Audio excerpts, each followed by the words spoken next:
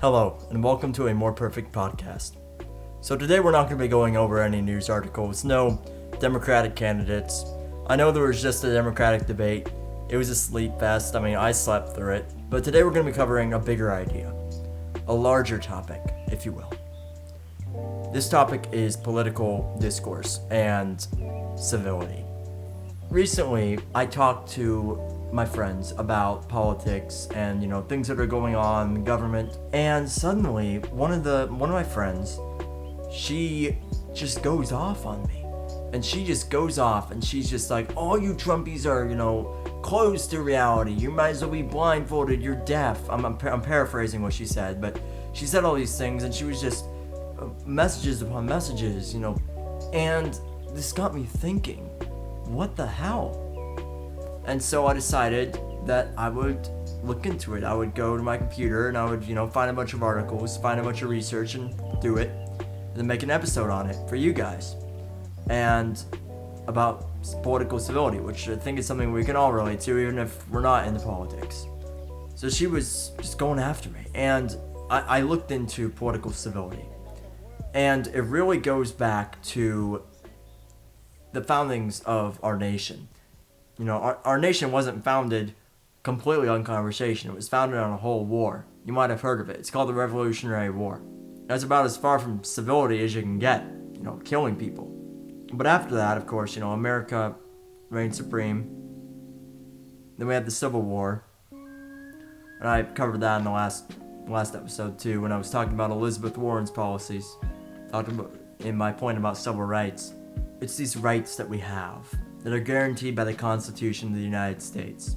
These implementation of ideas upon society that is the root of our political discourse. Our political discourse is being threatened right now. It is being under attack every single day, second, minute. It's craziness. So the Constitution is founded on this book. At least a bunch of ideas from it. The book is called Second Treatise of Government. It's by John Locke. You may have heard of it in history class, but what do you know?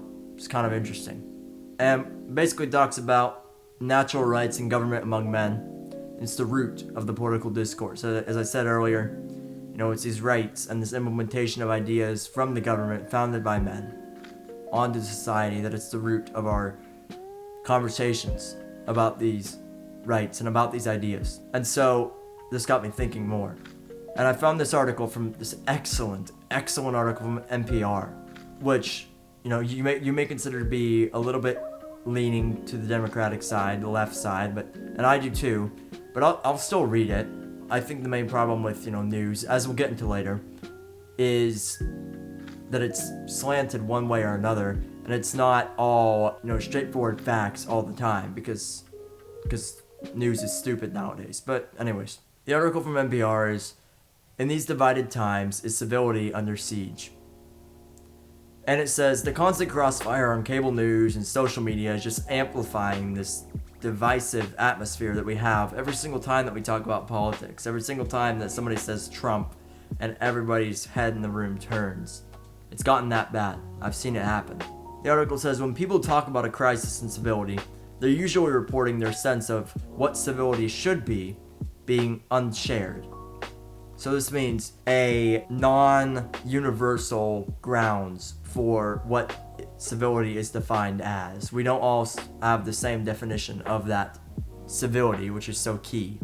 As I was thinking about this, it brought me to two questions, which is civility a ruler, like a literal ruler, like 12 inches, to slap the hands of the oppressed, or is civility only a useful decoration to a favorable argument? Meaning, is civility a cudgel to say, oh, you're not being civil, shut up, to an argument that you don't like? Or is civility a useful decoration to a favorable argument, or one that you like? Once you hear something that you like, once you hear something that you do agree with from Fox News or from MSNBC, you say, that's civil, that's what the other side's not doing, that's what I wish everybody would do. And what do you know? I'm not the only one that thinks this. President Obama gave a speech, maybe, a few weeks back, it seems like now. Could be a month or so, time flies. And it was about killing the cancel culture. I'll let you listen to a snippet of it here. But I do get a sense sometimes now among certain young people, and this is accelerated by social media, there is this sense sometimes of the way of me making change is to be as judgmental as possible about other people. And that's enough. Like if I tweet or hashtag about how you didn't do something right or used the wrong verb, or then I can sit back and feel pretty good about myself because, man, you see how woke I was? I called you out. That's not activism. That's not bringing about change. You know, if all you're doing is casting stones, you know, you're probably not going to get that far. That's easy to do. So Obama rails against this crazy psycho people on Twitter and the crazy psycho people that are putting pink hats on their head and flying baby Trump balloons and, you know, screaming at the Supreme Court, banging on the doors when Kavanaugh was inaugurated and sworn in as a Supreme Court justice. There was another article, and it was titled, "When the Villain is Obama, Not Trump, News Suddenly Becomes Not Worth Reporting." It detailed that the AFP, or the Agence France Presse, and Reuters did report about a study from the United Nations about migrant children detained at the US border and them being held in detention, except it was in 2015. You didn't see it because those two agencies, the AFP and Reuters, they immediately retracted those stories, deleted, the article says. If they could have used one of those Men in Black memory zappers, they would have. Sheepishly, the two news organizations explained that, you see, the UN data was from 2015, part of the border crackdown that had begun years earlier. In case you didn't know, Trump wasn't president in 2015. You know who was? Obama. That's why they had to withdraw it. Because instead of the evil orange man, it was the nice, compassionate child caging black man. That story made Obama look bad, so they had to remove it. The article continues, and it says, CNN did a massive story this week involving the talents of 5 reporters after someone at Syracuse University sent out a white supremacist manifesto, gross stuff, to several cell phones, and racist graffiti was discovered in a residence hall. Previously, similar outbreaks on campus turned out to be based on hoax. But if this story dissolves, CNN can accurately claim, hey, we were just reporting that the students were scared. But the impression's what matters, the creator, so to speak. The impression created by 1,000 stories like this, that America in 2019 is a white supremacist nightmare, will linger all the same, using and ignoring facts in accordance with whether they create the desired impression is the principal agenda of today's media. So it's all this bias and all this craziness that's going on in the news. See, this is what we're fighting here. This casual bias, this intentional slippage of facts. News articles are what I see everybody referencing. You know, I had Lauren on here in episode 3. I keep going back to that episode, and we really did cover a lot of ground in that episode because Lauren is as far left as I am right. We both used articles, stats, stuff like that to support our ideas. So what everybody does. But when these ideas are censored, when these ideas are tampered with right out of the gate before they get published, when the op-ed section of the New York Times becomes the news section, that's when we all get in trouble. Because the very ammunition is being tainted. The very supporting facts of the argument, the articles that you quote, that you cite in your annotated bibliography are being tainted. That's why civility is under siege. One side is forced to defend itself against the other side, who has overwhelming amounts of press on their side. There's been no reports on the economy recently. No reports that black unemployment is at an all-time low. No reports on the good stuff, only the bad, because everybody has an agenda nowadays, and it's just sickening. When I try and make an episode about this podcast and about politics and American government, it's hard for me to find facts. You know, part of the reason why it takes so long for me to produce episodes is because I'm trying to find what's really happening. And it's very, very hard because of the stupid slant that everybody gives them. Everybody gives their view on the news instead of the news. It's just itself in its raw form. And of course, I don't blame them. I mean, how else are they supposed to make money?